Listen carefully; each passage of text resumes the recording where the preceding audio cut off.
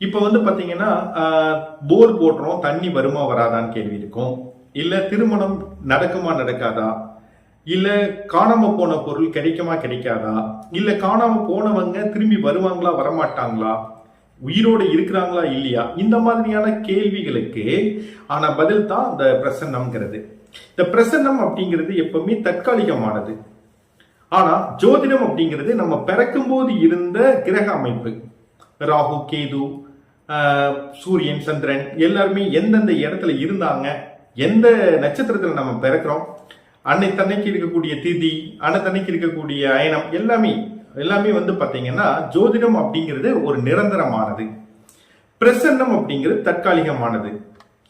அப்புறம் பிரசன்னத்தை வச்சுக்கிட்டு ஒரு விளையாட்டோட வெற்றியை நம்ம கணிக்கலாம்.